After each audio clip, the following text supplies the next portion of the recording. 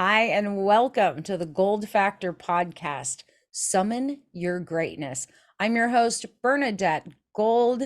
And in today's episode, we're going to talk about how to turn your dreams into reality. Even if you believe that your dreams can't happen, sure, it can happen for everybody else, but not for you. Well, today's guest, Megan Flanagan, is here to share with you how she did just that. She didn't necessarily believe that her dreams could actualize. So she shelved them for a long time. But she's here to share some of the things that worked for her in hopes that it gives you some idea of how to turn your dreams into reality so that it's not just a dream. It actually is an achievable goal that you take action on. So, hey, Megan Flanagan, how are you? Hello, Bernadette. I am great. I'm so excited to be here because this is a story I can tell. Awesome. Megan is someone I met through one of my Charm Life Masters, and then she became a Charm Life Master. She's here to talk about what she went through. So, pre-Charm Life, what was going Mhm. on with you? What did you want? What was keeping you from having it? So I was in I would say mid 20s, mid to late 20s. I was freshly out of a pretty painful divorce, settling into normalcy and finding my routine again. And life became stable again. And I was recovering from that. Did a lot of therapy. I was in a fairly grounded place, met my now husband, and we created a nice little life together, and he and I were doing well, but other areas of my life were just not satisfactory. My mom had joined Charmed Life about a year before I did. I tend to be more skeptical. I want to see that the proof is in the pudding and know that people really can produce the results that they promise. When I started seeing the changes in my mom's life, I thought, okay, this might be worth a go because while I was happy in my relationship, I was super unhappy in my job. I graduated college in one of the worst years you could graduate as far as finding a job. It was in 2010. Working my butt off for a okay wage, and the environment at work was just so toxic. So I was not happy or fulfilled in that arena. My health wasn't in great shape. I had some decent friends, or who I thought were decent friends, but as I began growing, I saw that they were really only comfortable with me playing small and in a Mm, certain place. ouch. Yeah, yeah. And, I knew I had these kind of abilities, we'll say, for lack of a better word. At the time, I didn't really know how they operated or how to explain them, but I knew it was something I wanted to explore. And in looking at all of these different areas in my life, I would try different things to try and gain traction, do all the things they say about you get up, every day, get up early and you make your bed and you stay positive. And I could not gain traction in any area. And I thought, I'm not broken, so I must be doing it wrong. So you're talking abilities. For those who don't know Mm-hmm. what you're talking about, exactly what abilities are you referring to? Oh, sure. Psychic gifts is what we would call them. But when I was younger, I would say, well, I just can really pick up on a vibe in a house, or I'm around a person and they're just really off putting, or I'm around my friend Jane and she has such good energy and I just feel so comfortable around her. So that was what I would later come to recognize as clairsentience. But I just felt like my energy was being pulled every which way. Hmm. Intuition. You have Intuition. strong intuitive. Absolutely. Okay, cool. Hmm. Sorry to interrupt. Continue. Nope, nope, nope. So yeah, I decided to jump into Charmed. I think you and I spoke in December of 2020. So really January of 2021, about 2.5 years ago, is when I hit the ground running. And my life has never been the same. Oh man, it's been incredible. It's been really incredible. So what were the main things that you wanted to change in your life at that time? Number one, I wanted to buy a house. And, the pandemic was in full swing. My husband and I had been trying to, kind of focus on cleaning up credit and saving a little here and there. But we really wanted a home. And the first thing I focused on and charmed as far as turning my life around and creating the life that I want was a house. And when I tell you that the market was utterly cutthroat at that time, and we ended up finding a house that ticked every single box on the list that I wrote, and it wasn't even listed on the MLS. The realtor just said, "Hey, I have this set of friends who they want to sell their house, but they don't want to post it. They don't want to list it on the market." Right. I knew, because those are the kind of synchronicities and avenues that the universe opens up when you're following charm life principles. If I remember correctly, that wasn't the first thing that happened. The money Mm-hmm. started to flood in before, Mm-hmm. like, your money was kind of tight. It Um, was. even though you guys were making great money, it was paycheck to paycheck. Yeah. We just didn't know how to hold on to it. And that is a tricky lesson when it comes to financial management, because if you can't learn to hang on to the money that you have, it doesn't matter how much you make, it's going to just funnel right Drain back out. out.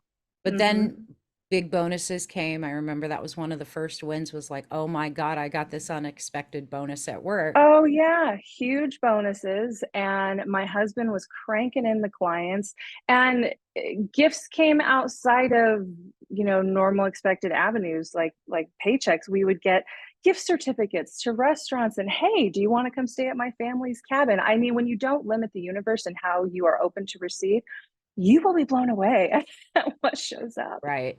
Okay, so you guys got the house, and Mm-hmm. then I remember you got a car too.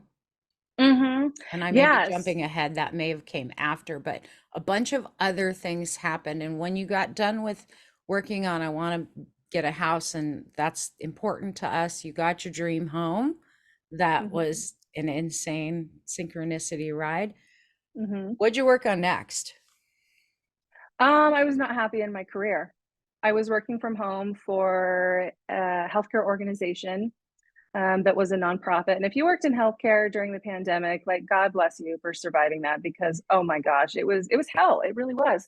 So I was working from home, feeling pretty isolated, and just realizing that even though I was kind of rising through the ranks, I was very unfulfilled. And the corporate grind was just such a stress. I remember my husband would occasionally be home and hear me on meetings and just say, like, who is this work version of you that is just not authentic, that plays this game? And I'm like, I don't even know, but I don't like her. It felt so gross to me. And I mean, if that's where other people excel and thrive, more power to you. But the point is, it was not aligned for me. I felt like I had to be somebody that I was not. So I said, okay, universe, I am ready for something else. Right. And boy, oh boy. So And your mom was my, in Charm Life at the same time, she had was. like she had manifested and created her dream home. They Mm-hmm. were able to buy the business that her husband was working for, and that was their big dream for a long time. Mm-hmm. And then came your breakthrough. Oh my gosh. I kid you not. I was sitting out on the back deck one evening after a stressful day of work, and I told my husband, I just don't know if I can do this anymore. I'm ready for a big change. The very next day, my mother came over and said, well, since we are going to be buying the business, would you ever just be interested in coming on board and, helping your stepdad run it? And I thought, all I know is healthcare for the last 11 years, but I have a lot of really strong transferable skills. I know zilch about construction, but if I'm paying attention to this feeling in my gut, that feeling like you've got horses like at the reins ready to go, I better do this. And so I just said yes, Yeah. yes, yes, yes. And it was one of the best decisions I've ever made. Absolutely. I'm so much happier. I have more freedom. I feel like the work that I put into this business is directly reflected in I mean, yeah, there's the monetary aspect. It's performing really well, but the employees are happy. We have great employee retention. We pay people really well. It's important to me that people feel valued. So being able to give back in that way is, I feel really grateful that we're in a position to do that and to be able to support my family and my stepdad, help realize his dreams. Right. It was just utterly synchronistic and such a blessing. So look back for a moment and upon reflection, one of the things that I know you and I had talked about before starting the podcast was about how you did not believe that your dreams could come true. Why was that? Like, what were Mm. you thinking? And how long did that last? Oh my gosh. I didn't realize how much of a hold that belief had on me because logically, I know I can do all these things. I can create the life I want. I know if I just go one, two, three, four, five, I start at A, go down this road, and I'm going to land at B. But I had all of these subconscious beliefs that I couldn't really do it. The world was a scary place. I had a lot of trauma from childhood that said, no, no, no, no, no. You don't go out and create. You don't develop who you are as a creative, authentic, spiritual being. You survive because if you take risks, you can get hurt. Ah. And the most amazing piece of this was I didn't even realize that that was a belief I had because it was subconscious. And the work in Charmed helped me uncover it. And while it was uncomfortable when I was unearthing that muck, getting rid of it has allowed me to unlock my dream life. What'd you have Truly. to do to get rid of it? Was it Look hard? at it. It was hard when I was first uncovering it and figuring out where did this come from? What were the memories I have associated with it? What is the belief that I've formed and how is it showing up in my life? Like, that's not fun. But once you make the decision, this isn't serving me. I'm done with it. That was then. This is now. Bye bye. You can let it go effortlessly, but you have to make the choice and fighting the ego and the programming that comes up surrounding letting go of these limiting beliefs, that can be the challenge. So in your course, you really, really help educate people how the ego and the inner child compete for attention in an effort to keep you safe. But the problem is these things that they're trying to protect you from, they don't exist in your current reality. Now, And you you said have to you be went able to to let it go. therapy, right? Mm-hmm. How much did Oh, you yeah. know about the ego, the inner child, how it was affecting your current life, all of the circumstances, all of the events you've been through? How much did you know about it when you were in therapy? How much did they tell you? Big fat zero, like nothing. Okay. I mean, not at all. And the thing is, for years I tried talk therapy, CBT, and it just did nothing for me. Well, let me rephrase. It was helpful to have somebody sit there and be a witness to the pain that I was in, but they never gave me constructive tools on how to get out of it. And then when I was in a really, really dark place, I will say this one therapist truly did save my life at that time because she taught me some very practical skills surrounding emotional management, and that is DBT, dialectal behavioral therapy. And I will always give credit where credit is due to her for that. However, it is limited in that it kept me alive. It taught me to be aware of my emotions, how they show up, and how to self regulate. But I didn't know jack diddly about how to create the life I want and Or how to identifying change your blocks. mindset? Absolutely. So we talk in Charm Life. I mean, we do use DBT, simplified form of DBT. I use a lot of Mm-hmm. tools.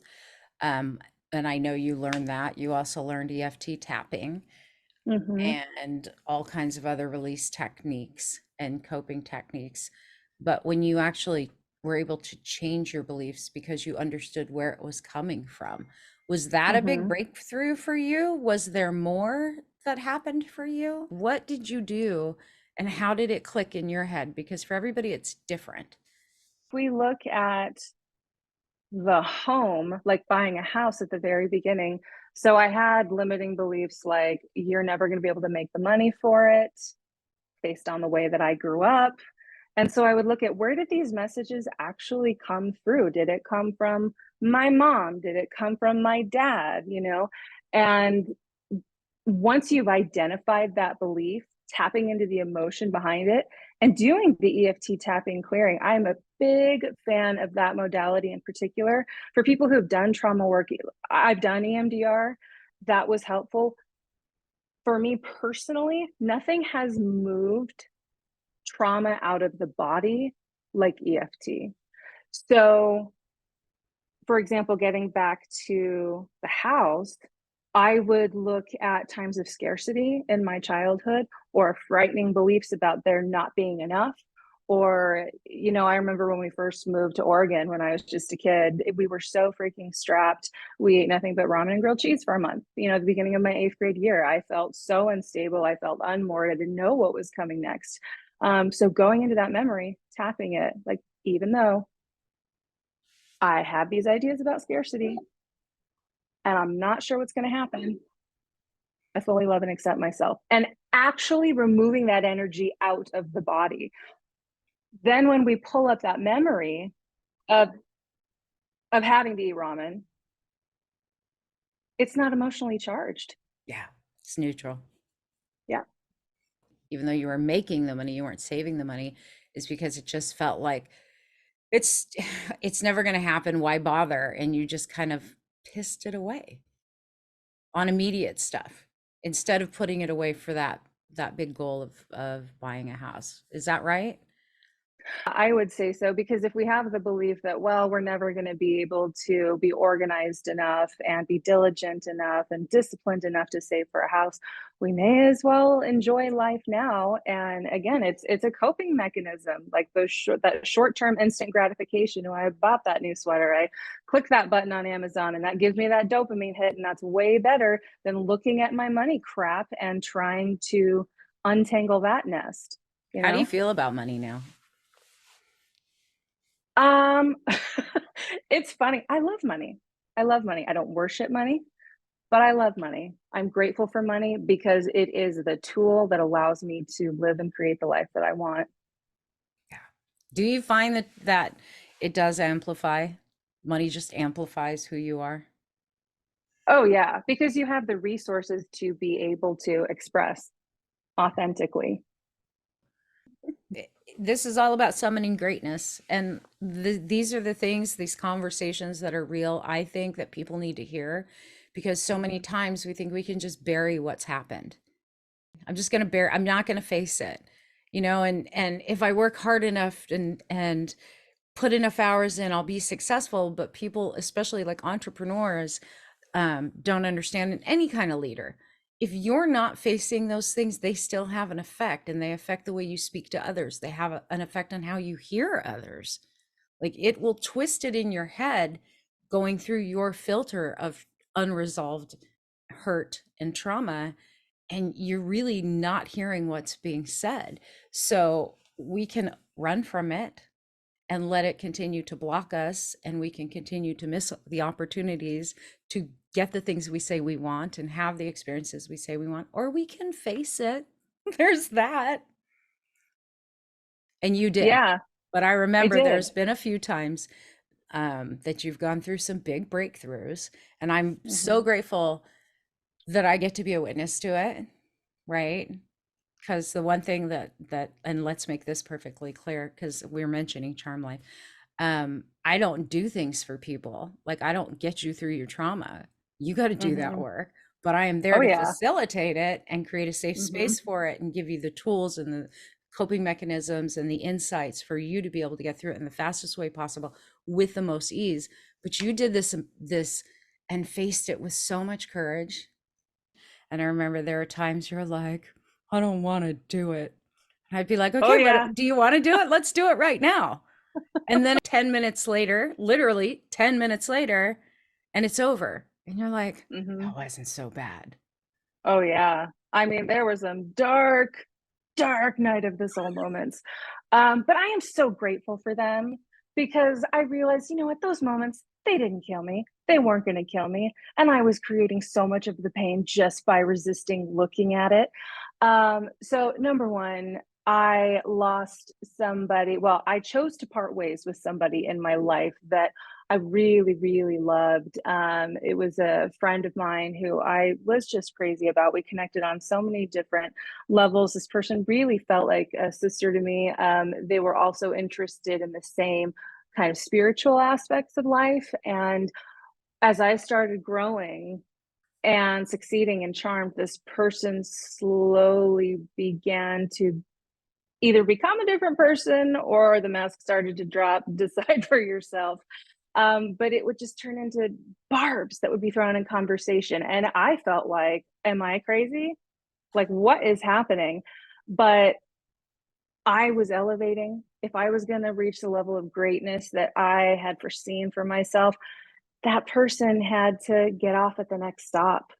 And I was hanging on to it. I didn't want to let them go. I wanted to make them fit, but they didn't change. I did. Even if I realized the issues that they had within themselves were not about me, because of my unhealed abandonment issues, I just couldn't let it go. But when I finally did, the space that it created in my life for healthy relationships, people that truly support you and lift you up, absolutely made it worth it. So that was one thing I went through. How much energy did you get back by ending that friendship? When I finally decided to let it go and forgive this person and send them off with love, grace, and compassion and get over all of my ego throwing a tantrum on the floor, so much energy back. Oh my gosh, I didn't even realize how much of myself I was still pouring into that old situation, telling the stories, listen to me, listen to what happened, listen to what they did. Even if it's true, you know what? Spinning that story is not serving me anymore. And it's not serving them. And if I really am a compassionate person that doesn't want to see anybody suffering, I will close my mouth because that's hurting me. And I will stop talking about them and what they did to me because it's hurting them. So once I let that go, release the need to tell my story, it opened up again, just more room to create. One of the most difficult things I had to unpack, I did deal with childhood abuse.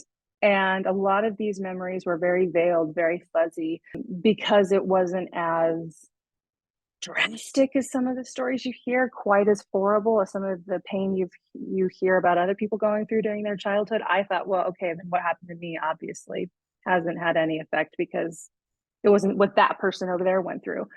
But then I looked at some of my patterns of behavior and programs and unhealthy beliefs. And when I started unpacking these, it led back to these traumatic events and being hurt by someone in an authoritative position over me when I was at a very young, impressionable age.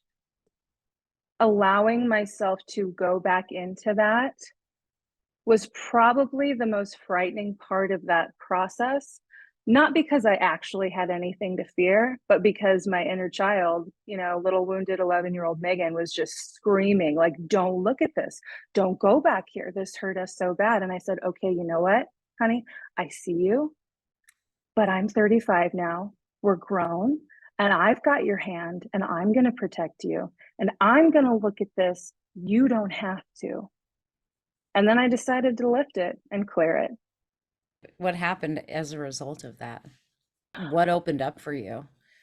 I've dealt with chronic health issues nearly my whole life, and finally clearing that crap has allowed me to be in my body. And people may not really understand what that means, Hmm. but I had resentment and anger toward my body, didn't want to be in it, didn't enjoy experiencing the world in a physical way.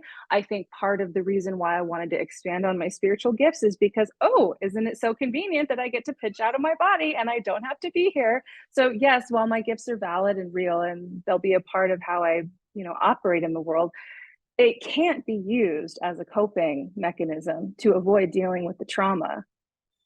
How is your health now that you've dealt with those things, the scaries? My health is improving vastly. I have tried getting started working on my health before since I've been in Charm Life within the last 2.5 years, but I wasn't ready to look at the root cause. And now I And when you finally say health am. issues, you have, what Mhm. are the conditions that you're addressing? Okay, well, I ultimately was diagnosed with chronic late stage Lyme disease, but before that, it was everything from psychiatric disorders, fibromyalgia, IBS, possible rheumatoid arthritis, tendinitis, endometriosis, migraines. I mean, the list just goes on and on and on.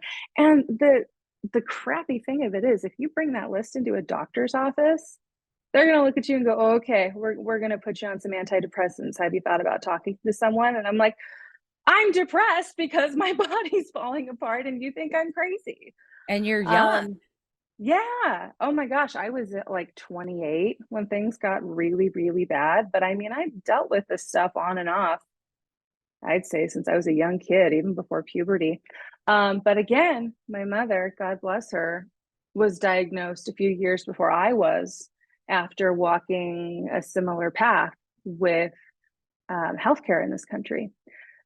One day when my wrists hurt so bad, I could not work. I couldn't type because they were so inflamed. I saw my primary care. They said, we're going to refer you to an orthopedic surgeon. And I'd had surgery on my wrists before. I saw the ortho and they said, we ran your labs. There's nothing actually wrong with you. So have you thought about antidepressants? I walked out of that appointment and into the parking lot. I was so mad I could spit nails. And I called my mom just crying and angry. And I said, fine, I'll get tested for Lyme disease. And I came back positive. It's Picked better to one. have Lyme than to be psychiatrically unsound. Oh my gosh, yes. Either I am utterly crazy Yeah. or I have something that people just don't know about that and they can't get help with. And it turned out to be Lyme. Well, it's So, interesting because we've had a lot of different, experiences in term life with people with chronic illness mhm, that doctors couldn't do anything about and suddenly start to resolve because they get through some of the big blocks that they've been carrying, some of the big traumas mhm, that they didn't even remember. One of the things I know for a lot of the people that are in there that we go through, and I went through the same thing, we'll have missing years. We can't access memories for a certain amount of time. Like I think from age 6 to age 12, there was like a blank spot in my memory. Did you have that too? oh yeah. Oh yeah. I would look back at certain periods in my life and I couldn't recall anything. I really, really didn't know what was going on in my life or how I was feeling. It was like it was just a blur. And interestingly, the most recent span of time I can look back on was right before I split with my ex-husband, and I was getting so sick. I was putting on weight really fast. My limbs felt like they were weighed down with cement blocks. My mental health was really suffering. And I was also going through a massive trauma with a family member at the time. Yeah. I think there's no connection there. If you had one big pivot point in this journey that you've taken so far, what was it that finally clicked in? Or when was it? I don't know what you want to share, but what was it? Because I know all of us have like a pivot point where it's like, wow, I finally get it. Now, and let me preface this by saying that doesn't mean that you don't achieve dreams like you were having breakthroughs. But I know recently there was this comment you made of like everything just clicked. All the Mm-hmm. stuff that I'd been learning, all the things that I'd been applying, it all just Mm-hmm. clicked and went to a whole other level. What happened? Through the process of recreating my life, it was a little bit uncomfortable identifying the things that had to go, that weren't serving me, that I was hanging on to for dear life.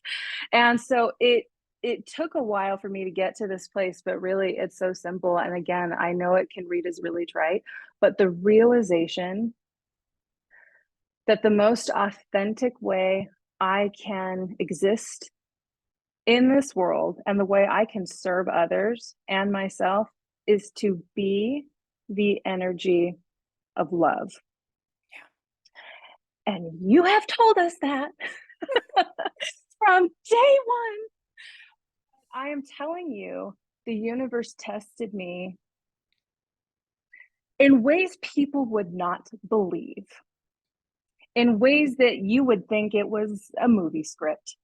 Right. I'm not kidding. But when I finally got it, and then the universe kept testing and testing and testing me, do you get it? Even in the most dire of circumstances, when your ego's screaming and your inner child spilled her ice cream cone and she's crying, and things around you are just coming unglued, where is your anchor? Is it love? And do you know it? But more importantly, do you have the ability to be it, even in the eye of the hurricane? And when I finally said yes and began embodying that energy, it's like, okay, this is going to sound funny and dramatic, but you know that scene in The Matrix when Neo like wakes up and, you know, he's been fighting and fighting and struggling. And then he just decides, like, no, I'm not operating through life like this anymore. And the bullets that have been fired at him, they just slow down and they drop. I Right. thought that was just the neatest, most magical thing when I saw that movie, what, 20 something years ago. But that's kind of what it's like. So being able to embody love toward myself and toward others, and in the way that I approach anything in life, is what's completely unlocked me. And it's not easy. Sometimes my ego, she throws a fit, and it's really, it cracks me up, because when I'm out of alignment with this energy, I'm at the point now where it becomes so apparent and so uncomfortable. And if I start acting against my highest, most authentic self, which is to be and express love, that gets thrown back in my face so fast. And I think, oh yeah, I did create that. Let's go back to love. And I'm grateful for that. If something is even triggering, you lean in with love. You Mm-hmm. don't get angry and fight fire with fire. You lean Mm-hmm. in and you love and accept what's happening, right? Yes. And you Yes. love the person that maybe Mm-hmm. is triggering you. You don't have to like the behavior, but you can still love the person. You can still find a way to be in that energy and being of love, regardless of what's Yep. happening around you. And when I tell people that before they've really experienced it and had that moment of it clicking in, it really locking in, Mm-hmm. they're like, "You're out of your mind, Bernadette." I'm like, "You don't understand. It's going to make a huge difference. You hit a plateau, Mm-hmm. it will quickly move when you realize, oh, I wasn't being in love." Like That's if right. there's one thing that I can tell everybody, and it's the one simple truth that even Jesus tried to teach that Mm-hmm. got bastardized. Just Mm-hmm. saying. Oh yeah, I The think he'd one agree with truth you. he said, I'm going to give you one commandment. You do this one thing, all the law's fulfilled. So Yeah. forget the law, do this one thing. But that one thing was so big to people, they just dismissed it. And here it is: love one another as I have loved you, thus fulfill the law. Love Mm-hmm. one another. You don't have to Mm-hmm. like what they're doing. You don't have to Mm-hmm. like what's happening. You don't have to like the words. But if you love and you're in, and love is an action too, it's a state of being. Yes. But love is an Mm-hmm. action, love is a choice. Love is where you give it first, whether it's to yourself or others, you give it first and choose to stand there, which is the opposite of fear, the opposite of anger, the opposite of all the icky, selfish behaviors. Choose to Mm-hmm. come from that place. There's nothing that can't be resolved.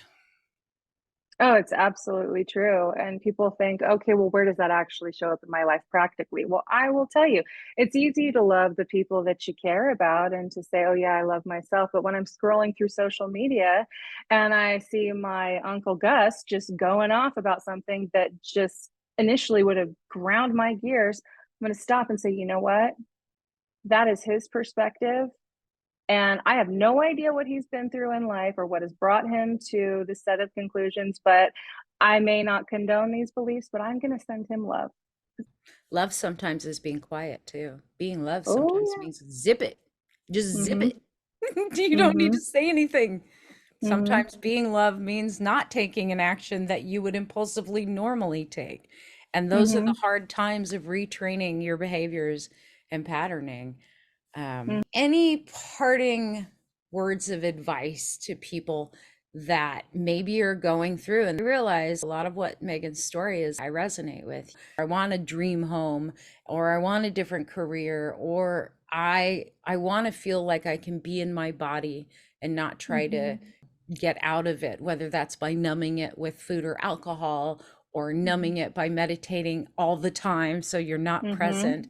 You know, what would be a thing that they can actually think about or take action on today that will start moving them in a new direction? I would tell them you are precious and you have divine gifts and you have a purpose in this world. And don't let the things that have happened to you and the people that have hurt you prevent you from becoming your most authentic self. Because I didn't think I was capable of these things, but I did it because I committed. And if you're thinking, yeah, that's a great story, but that's not me.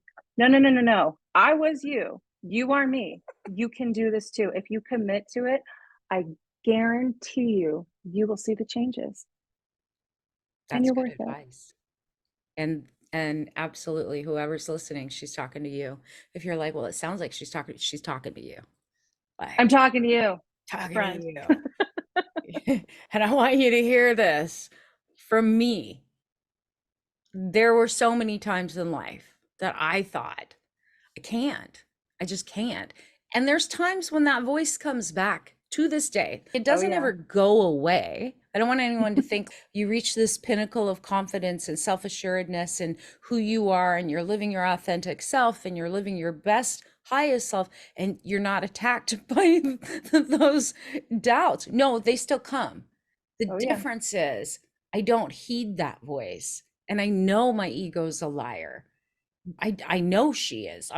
I get it. You're trying to keep me safe, but from what exactly? From what? Embarrassment? I've embarrassed myself most of my life and had the most fun doing it. So I'm Yeah. good with it. Like, back off, sister. If you're thinking, well, I don't have confidence and I doubt in myself, yeah, we all have. Don't let it Mm-hmm. stop you. Don't let it Mm-hmm. stop you. Don't let any of your fears, any of your doubts stop you, because Yes. there's a whole realm of possibility waiting when you're willing to do the inner work. And that's what I had to do, Megan. That's what you had to do, Mm-hmm. right? To Yeah. realize, yeah, okay, I can be my authentic self. And with the tips she just gave you, let me just give this to you as well. The minute you start to believe that you can be authentic, you have permission to be authentic, that being you is not a bad thing, and you get that there is only one you, so you might as well be it, like, fully, Yes. right? Yes. Is the minute you can start to unwind all the things holding you back from that, and start to part ways with the people who are keeping you from being that. And that's a Yes. topic for another show. So thanks Mm-hmm. for joining us. It's been really fun. Thank you, Miss Megan, for coming on. I Thank so you. appreciate you. If you guys liked her story, like this conversation, show your support, hit that like button, leave us a comment, tell us what you want to hear and what you liked about it. Please share this with your friends. You never know, because we all struggle secretly. You never Mm. know if one of your friends or one of your family members needs to hear that getting over past traumas, achieving your dreams, even if the dream is just to buy a home or just to change careers, they may need to hear that it's possible. And this may be the thing for them. So please share the episode. I'll see you all in the next episode. Be blessed, be a blessing, summon your greatness.